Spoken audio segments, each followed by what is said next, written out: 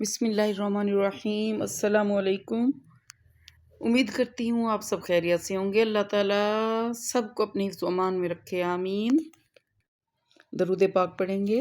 اللہم صلی علی سیدنا و مولانا محمد وعلی آل سیدنا و مولانا محمد وبارک وسلم وصلو علیہ۔ آج کی ہماری جو گفتگو ہے اس کا مین ٹاپک ہے کہ شرمیلا پن جو ہے وہ اس کی وجوہات کیا ہوتی ہیں اور اس کے نقصانات بھی کیا ہوتے ہیں، پھر ہم دیکھیں گے۔ تو کل بھی ہم نے اپنی گفتگو میں دیکھا تھا کہ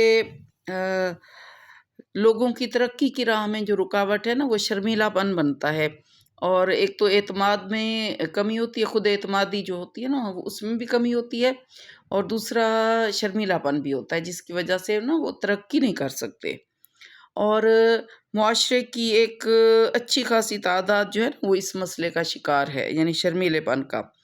اور اگر ہم دیکھیں تو مردوں کی نسبت جو عورتیں ہوتی ہیں نا وہ زیادہ شرمیلی ہوتی ہیں، اور اگر ہم دیکھیں نا تو یہ اللہ تعالیٰ کی ایک خاص رحمت ہے کہ عورتیں جو ہیں وہ شرمیلی ہوتی ہیں۔ اگر عورتیں شرمیلی نہ ہوتی تو معاشرے میں جنسی بے راہ روی زیادہ ہو جاتی، اور مطلب جرائم بھی پھر زیادہ ہوتے اس ٹائپ کے۔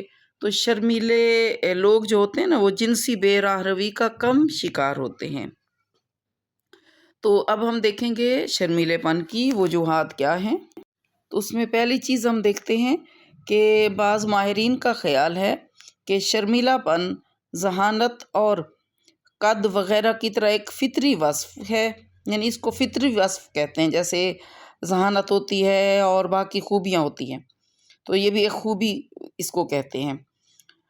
اور دوسرا ہم دیکھیں گے دوسری اس کی وجہ کردار پسند ماہرین کے نزدیک شرمیلا پن جو ہے وہ غلط قسم کی لرننگ کی وجہ سے بھی پیدا ہوتا ہے۔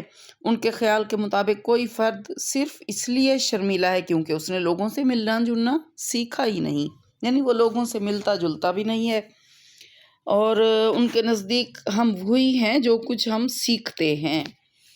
اور تیسری چیز اس میں ہم دیکھتے ہیں تحلیل نفسی کے مطابق شرمیلا پن کسی لاشعوری کشمکش کی وجہ سے پیدا ہوتا ہے۔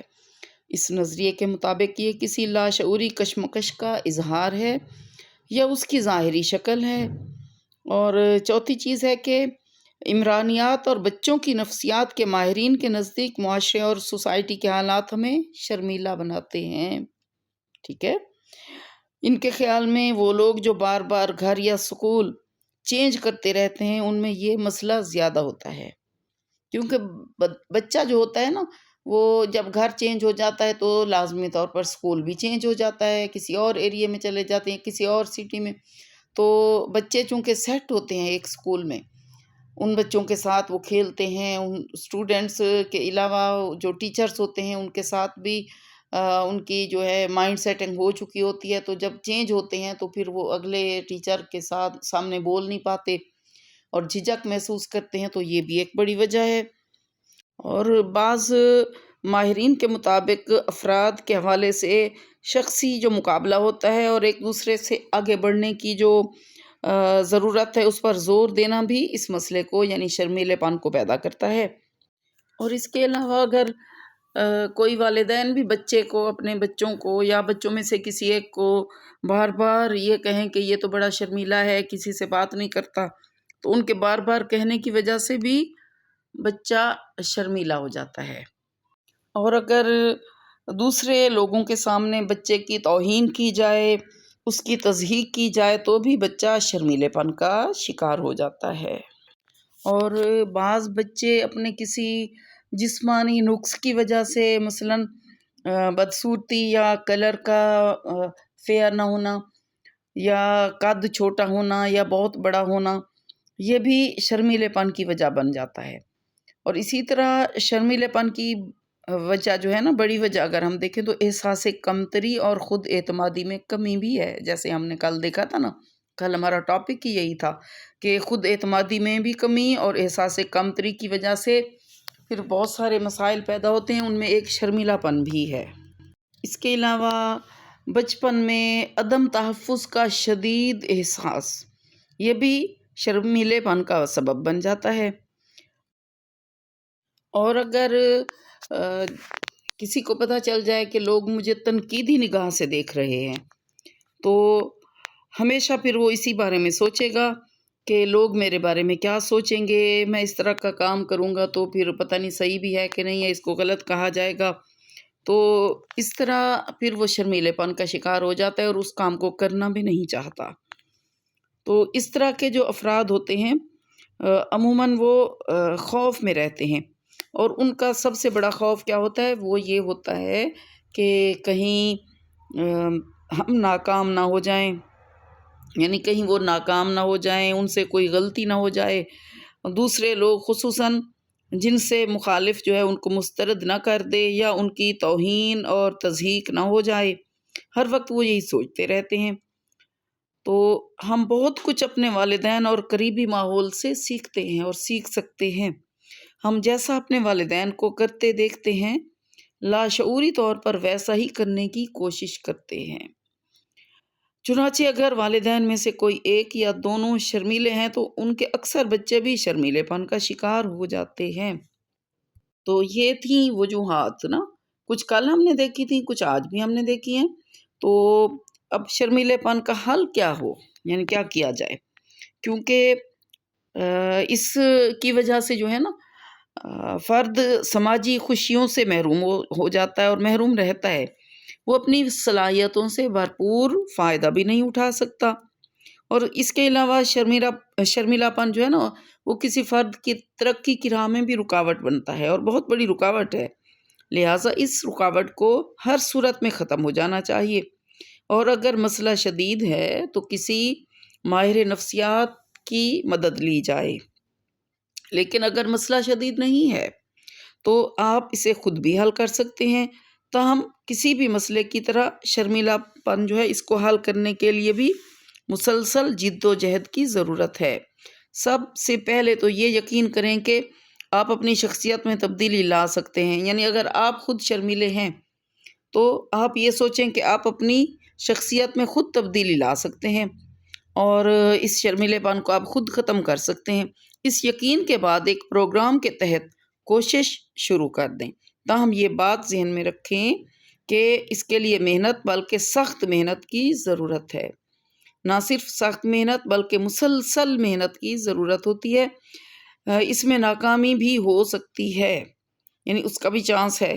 اگر آپ نے کوشش جاری رکھی تو ناکامیاں عارضی ثابت ہوں گی، تاہم ان ناکامیوں سے بہت کچھ سیکھا بھی جا سکتا ہے۔ تو سب سے پہلے ان مقاصد کا تعین کریں جن کے حصول کے لیے، یعنی جن کے حصول کے راستے میں شرمیلا پن رکاوٹ بنتا ہے، اور ایک اہم رکاوٹ، ایک بہت بڑی رکاوٹ بنتا ہے، اور جن کا حصول شرمیلا پن ہونے کی وجہ سے ممکن بھی نہیں ہوتا بلکہ ناممکن یا مشکل بنا دیتا ہے کسی بھی مطلب آپ کے مقصد کے حصول میں۔ مثلاً آپ ایک ذہین وکیل ہیں مگر عدالت میں بہتر طور پر اپنا کیس پیش نہیں کر سکتے، یا آپ ایک ابھرتے ہوئے سیاستدان ہیں مگر سٹیج کے خوف کی وجہ سے تقریر نہیں کر سکتے۔ ایسے تمام مقاصد جو یعنی جن کو ہم گولز کہہ سکتے ہیں، ان کی ایک فہرست بنائیں جن کو ابھی تک آپ شرمیلے پن کی وجہ سے حاصل نہیں کر سکے۔ اس فہرست کو روزانہ سوتے وقت ایک بار پڑھ لیا کریں۔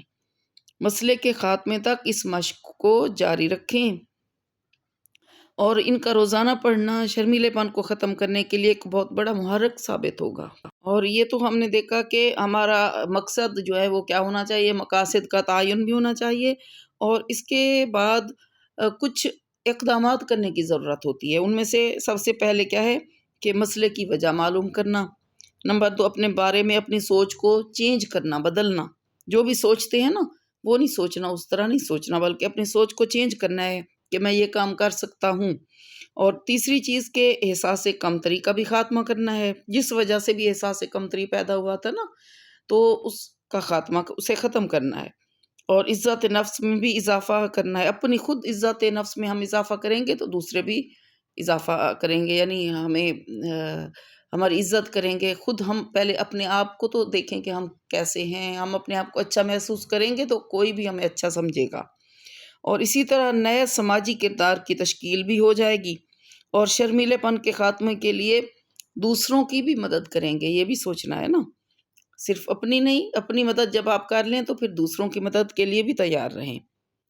تو سب سے پہلے ہم نے اس میں جو پوائنٹ پہلا دیکھا تھا نا کہ مسئلے کی وجہ معلوم کرنا، تو اس کو اب ہم دیکھیں گے تھوڑی ڈیٹیل کے ساتھ نا، پہلا پوائنٹ جو ہمارا ہے، تو ہر مسئلے کی کوئی نہ کوئی وجہ ضرور ہوتی ہے، تو شرمیلے پن کی بھی کوئی نہ کوئی وجہ تو ضرور ہوگی، تو اس وجہ کو جاننا ہے، اور سب سے پہلے یعنی ہم نے وجہ معلوم کرنی ہے، پھر اس کے بعد شرمیلے پن کو ختم کرنے کا پروگرام جو ہے وہ ہم نے ترتیب دینا ہے۔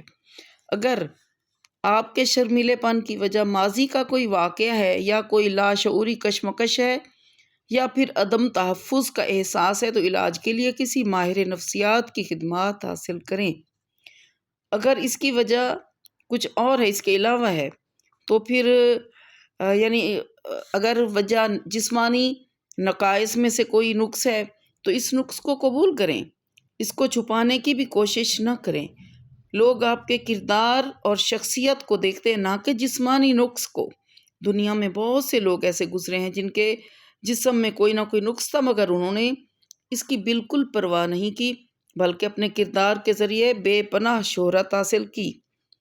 اگر ہم دیکھیں نا، سب سے پہلے تاریخ میں ہمیں حضرت بلال رضی اللہ تعالی عنہ ہمیں وہ نظر آتے ہیں کہ وہ جسمانی حسن نہیں رکھتے تھے، مگر ہر مسلمان ان سے محبت کرتا ہے۔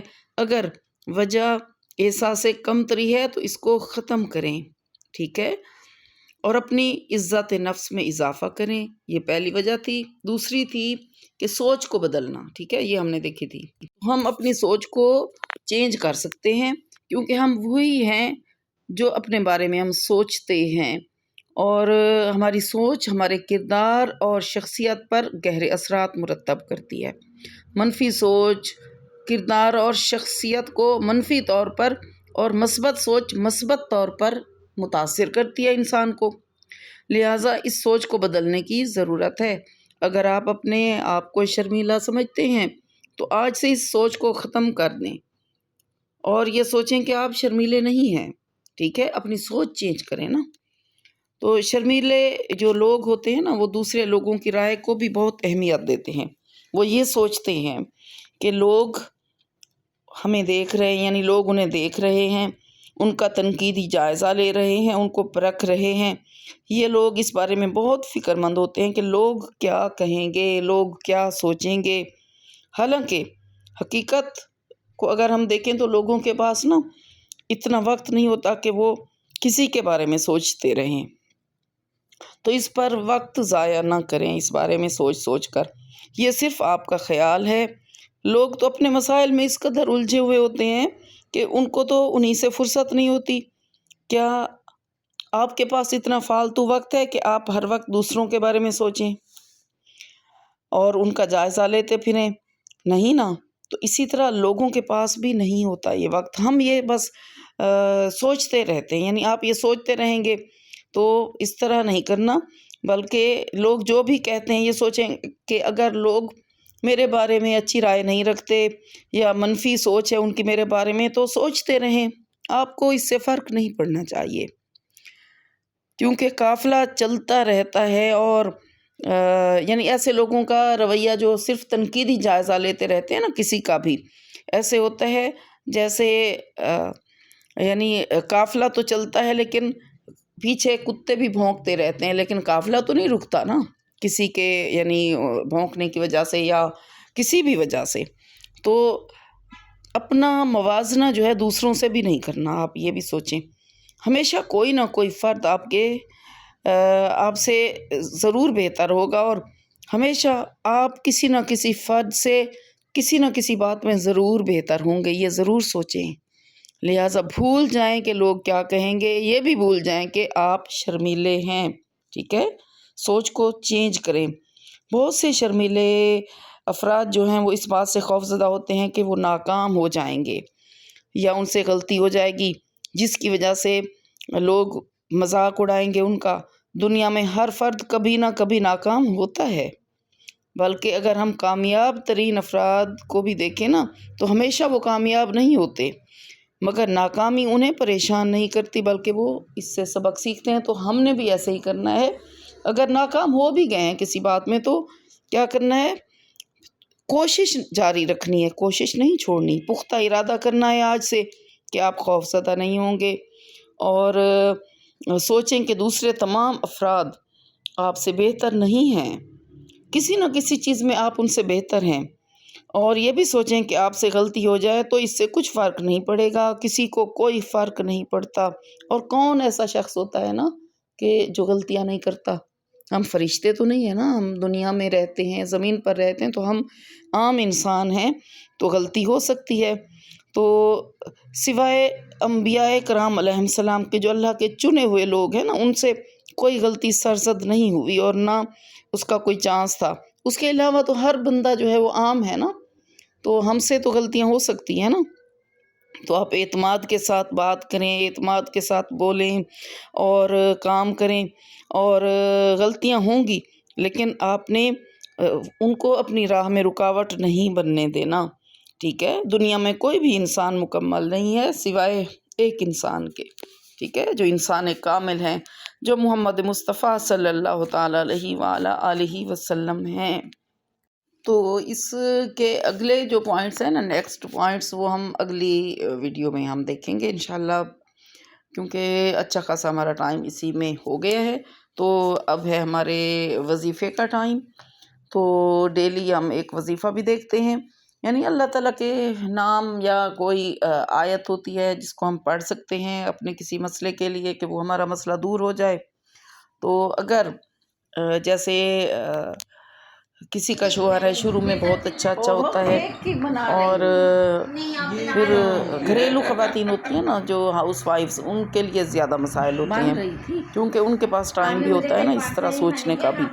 तो अगर एक खातून है और शोहर शुरू में उसको फ़ील होता है कि बहुत अच्छे थे, उनकी हर बात सुनते भी थे और उनकी हर ख्वाहिश को भी पूरा करते थे, तो बाद में ये हुआ कि शोहर जो है वो थोड़ा सा पीछे हटते गए और हुकूक का भी ख्याल नहीं करते। बाज़ औक़ात ऐसे भी होता है कि शोहर जो है वो बीवी बच्चों के हुकूक अदा नहीं करते, और बाज़ औक़ात ऐसे भी होता है कि बीवी के अलावा भी दिलचस्पी कुछ और औरतों में हो जाती है उनकी। तो अगर इस तरह का है, चूँकि ख़वातीन इस तरह के मसले के लिए बहुत बेचैन भी हो जाती हैं, ज़ाहिर है शोहर की तवज्जो कम हो जाए या बच्चों का ख़र्चा देना है तो ख़र्चे में भी कमी हो जाए, तो भी मसले होते हैं। और मैंने तो ये भी देखा है कि सिर्फ़ बीवी को ये शिकायत नहीं होती कि शोहर तवज्जो कम देते हैं या बच्चों पर तवज्जो कम करते हैं, बल्कि एक माँ मेरे पास आई थी तो इतना रोई थी, वो कहती थी कि मेरे यानी 3 बेटे 3 बहुएँ हैं, तो मैं एक छोटे वाली के साथ पहले रहती थी, तो अब ये हुआ कि मतलब कुछ अरसा तो उनके साथ रही, तो फिर रवैये की वजह से उन्होंने सोचा होगा कि किसी दूसरी बहू के घर चली जाऊं। उनके शोहर की डेथ हो गई थी ना, वो अकेली थी, बेवा खातून, और बच्चों की शादियां भी हो गई थी बेटों की। तो फिर ये हुआ कि बहुओं के रवैये अच्छे नहीं हैं, यानी वो कहाँ जाएं, वो कभी किसी के पास जाती हैं, कभी किसी के साथ रहती हैं, लेकिन सब के रवैये अच्छे नहीं हैं। तो वो बहुत ज़्यादा रो रही थी, हमारे मदरसे में भी आई थी। हमारा ऑफ़िस जो है मेन मदरसा, तो यहाँ तो हमारी ब्रांच है ना लाहौर में, लेकिन वहाँ पर हमारा यानी मेन जो जहाँ हमारा मदरसा है गाँव में है वो। तो वो ऑफ़िस में आई तो बड़ा मतलब, मैं जब भी जाऊँ ना, ख़वातीन वहाँ मिलने के लिए आते, उन्हें पता चलता है तो आती हैं। दर्सिस वग़ैरह भी रखवाते होते हैं, मिलाद पाक भी करते हैं, तो मैं बयान करती हूँ उसमें। तो वो आती हैं, फिर ख़वातीन अपने मसाइल बताती हैं और ऑफ़िस भर जाता है। फिर बारी-बारी जो है वो मैं उनकी बात सुनती हूँ, और क्या बताना है, सबसे पहले तो मैं उनको यही बताती हूँ कि मेरी बहनों, कुछ माएँ होती हैं, कुछ बहनें होती हैं, कुछ बेटियाँ भी होती हैं। तो उनको यही बताती हूँ कि आप एक तो नमाज की पाबंदी करें, अपने घर में भी कोशिश करें कि सारे जो भी लोग हैं वो नमाज अदा करें, और उसके अलावा फिर कोई अल्लाह ताला का नाम बताती हूँ कि इसका विर्द कर लिया करें, सुबह शाम भी होता है।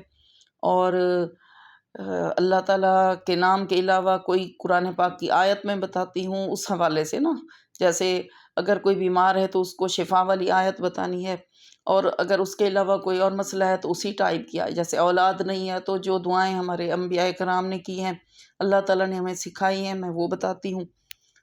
تو سب سے پہلی چیز ہوتی ہے بسم اللہ۔ بسم اللہ کا ورد جو ہے بہت بہترین ہوتا ہے ہر مسئلے کا حل بھی، اور دوسری چیز استغفار ہے، استغفر اللہ واتوب الیہ، اسی طرح لا حول ولا قوت الا باللہ العلی العظیم، یہ بھی سب سے بیسٹ ورد ہے ہر مسئلے کے لیے، استغفار، اور اسی طرح لا حول ولا ورد۔